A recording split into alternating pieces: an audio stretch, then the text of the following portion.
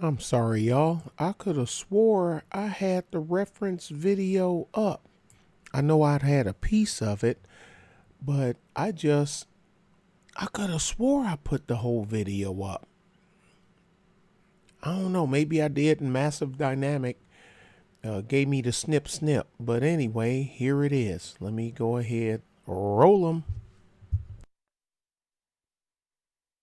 Women are still navigating the effects of the male-dominated workplaces a year and a half after the rise of the Me Too movement.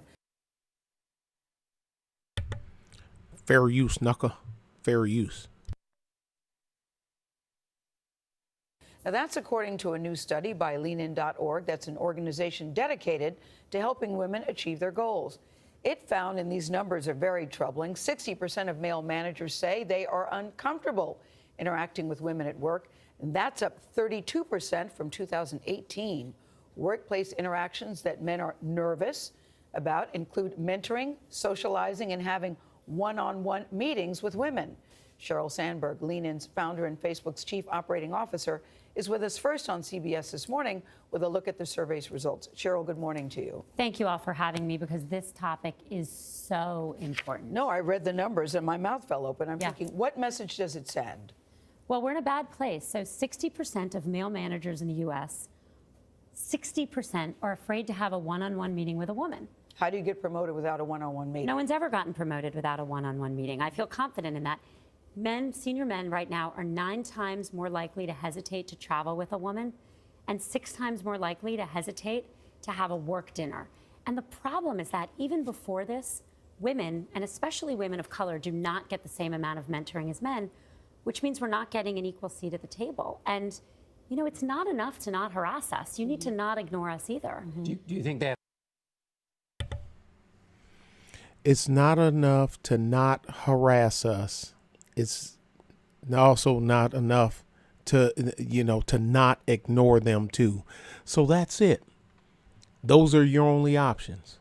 Either you're harassing me or you're ignoring me. Which one is it? That's that old parable. Okay, yes or no? Do you still beat your wife or have you stopped? Well, I never used to beat my, no, either yes you do or no you don't. Do you still beat your wife or not? What the hell?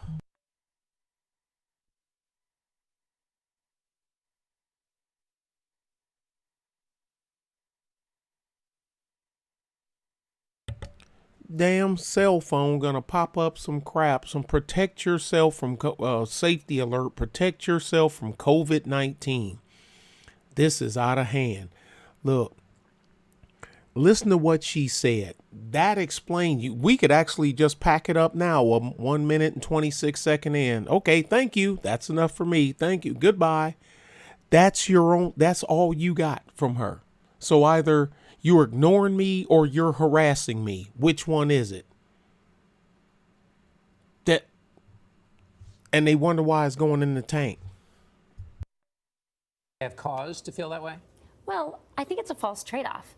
I think people can travel. I think people can go to dinner. I think people can have one-on-one meetings. All of those things can be done in public places, and everyone can behave appropriately. But if there's a man out there who doesn't want to have a work dinner with a woman, my message is simple. Don't have one with a man. Yeah. Group lunches for everyone. So in case he don't want to be labeled as, for like I say, cause all men do this, according and they're the way they think. So I'm not supposed to have a lunch with a man because I don't want to have a lunch with a woman. The reason I don't have a problem having lunch with a man because I ain't never had a man try to sue me for sexual harassment. Now, even though I haven't had a, but you know what I'm saying. To sue me for sexual harassment and try to take all or half of my stuff. Let's see if she even admits that women make false allegations sometime. Not all, of course not all, because we all know there are some dudes out there that do some snaky shit. But if we can admit that there's dudes out there that do snaky shit, how come she can't admit that there are women that do snaky, S-H-I-T. I'm going to just let this thing run on through, and I'll just throw my little 2 cents in at the end. Make it explicit, make it thoughtful, make it equal. People don't get promoted in group lunches either. Correct. You have to have a one-on-one meeting. And the reason why this troubles me so much is that if men are doing the right thing and they're behaving appropriately, they don't have to worry about any of this. They don't have to worry about being accused. You say men need to step up. I lied to you. I lied to y'all. That didn't take long, did it? So if men ain't doing nothing wrong, men doing the right thing, they don't have to worry about being accused. Have you lost your effing mind? So basically, these two battle axes going to sit here and deny the fact that they don't know that women, that there's tons of stories. I'm quite sure CBS didn't came across the stories or have access to it where women have lied and said that a man done something. He touched me. He raped me. He threatened me. He done this, that, and other. Then turn out after the dude then lost everything or half of his stuff, find out that he haven't done anything. So these two harpies is going to sit here and ignore that. And then these two gutless wonders, these slick crotch dudes sitting here and they going to let them get away with that. Oh, that's right. This is CBS. My bad. Onward. This is some bull right here. Men need to step up. We need to redefine what it means to be a good guy at work. It's not enough to not harass, and I think too many people think that's sufficient. That's necessary, that's a basic, but it's not sufficient. Women need equal opportunity. And what does that mean? Equal time in meetings. It means the right kind of feedback. So a recent study of performance reviews showed that 66% of women got feedback on how they work, their style, they're too aggressive, they're too this, they're too that. Do you know what percentage of men got that feedback? Probably not a lot. Less than 1. The behavior. Essentially, they're saying their behavior. Yeah, That's what is right. style feedback? Yeah, what Style is that? feedback is how you behave, it's how you do the work you do, not the work you do. So women are getting feedback that they're too bossy, they're too aggressive, they're too this, they're too that, and men are getting feedback on their work. And that's one of the reasons why men get more promotions. Also, that informal time, when the boss takes a trip, takes a junior colleague, that person gets all of that context, all of that time to spend with the boss. Who do you think gets promoted?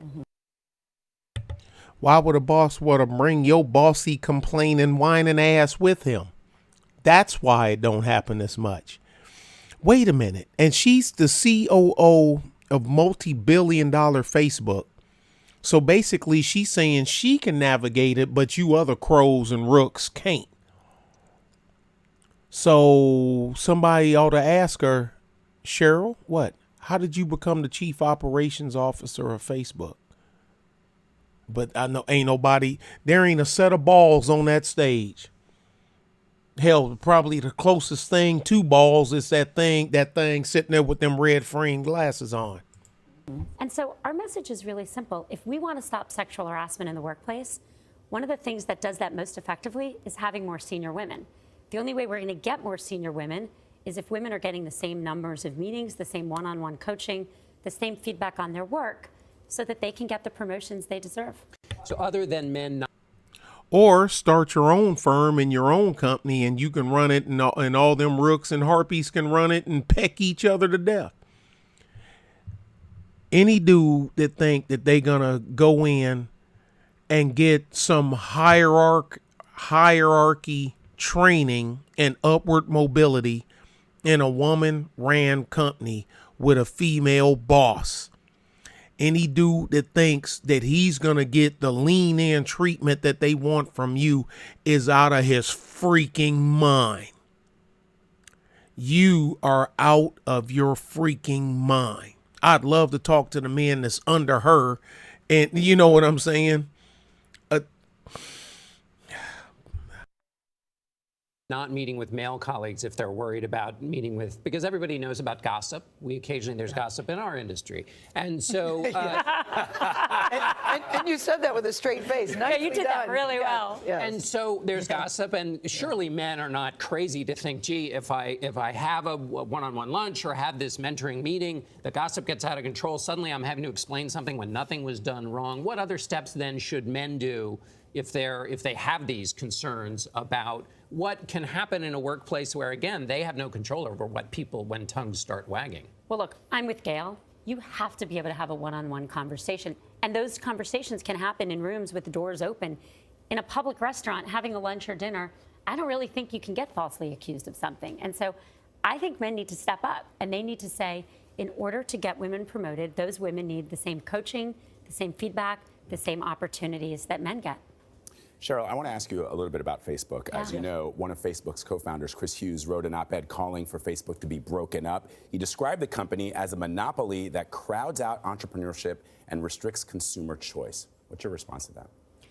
So we know, and I know, that there's real concern about the size and power of the tech companies, including Facebook. And those are the right questions to be asked. But I think the right answers are about writing the right rules for the internet, because you can break us up, you can break other tech companies up, but you don't actually solve the things people are worried about: privacy, elections, content. And so at Facebook, we know that we have hard work to do to earn back people's trust, and we're doing that work. And we're doing two things. The first is we are fundamentally changing how we run the company. We have massive teams in place whose whole job is to protect people's privacy, protect elections, go through our systems and find things. But yet it still keeps happening, though, Cheryl. I mean, we know that Facebook has taken some knocks. Facebook has addressed it. But some people say that it really hasn't changed. One of Chris's points that he made when he was here is that Facebook has gotten too big, not just to fail, but too big to care. Does he have a point here? I don't believe that's the right point. In fact, one of the reasons we've had so many announcements of vulnerabilities is we're finding them. We made a commitment. Mark and I have said we are going to do anything it takes to fix these systems, and we believe we can do that. Now, how do you do that? You put teams of people in place, and they go systematically through things, and they find vulnerabilities, and then we announce them. We've also built a lot of tools to have other people find things. So you see these reports, oh, I found another thing on Facebook. We're grateful for that, because that means it's another thing we're going to fix. Now, it is true that the size and scope of what we face is unprecedented. We know that. And we know we have a deep responsibility to protect elections, protect privacy, and we're doing the hard work to do it, and we're going to continue to do that hard work. What image do you think people have of Facebook? Look, I woke up yesterday morning and I got on Facebook, and I saw two things. I saw a picture from my sister of my nephew going off, he's 7, to a school camping trip.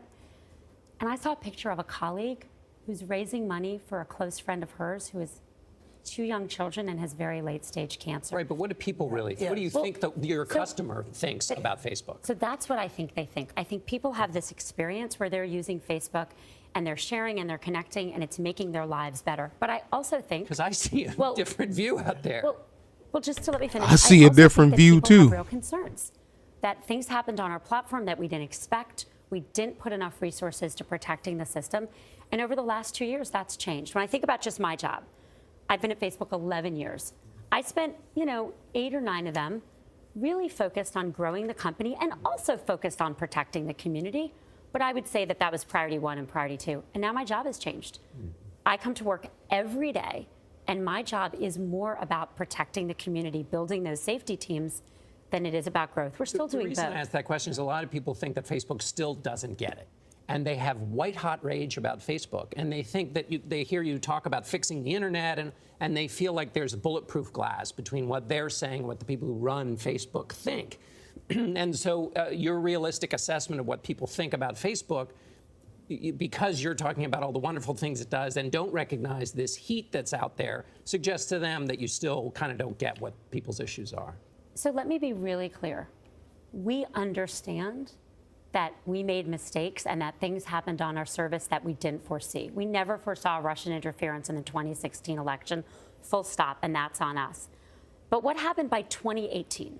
By 2018, we understood foreign interference. We now find it and take it down so much that the media doesn't even cover it. And if you look at all the things people wrote about us after 2018, it was actually still about 2016. So we are going into the 2020 election. We have war rooms in place. We have a working relationship with the FBI and the Homeland Security. All of them are working on this in a way they weren't as well. And we're all working together to protect. And so I guess what I want you to know, what I want everyone to know is In that less than 10 seconds, Cheryl. we know, Okay. we know that we have hard work to do. And whatever it takes, no matter how long it takes, Mark and I are going to do the work to This keep people conversation safe on will Facebook. continue. We will continue, Cheryl. Thank you very much.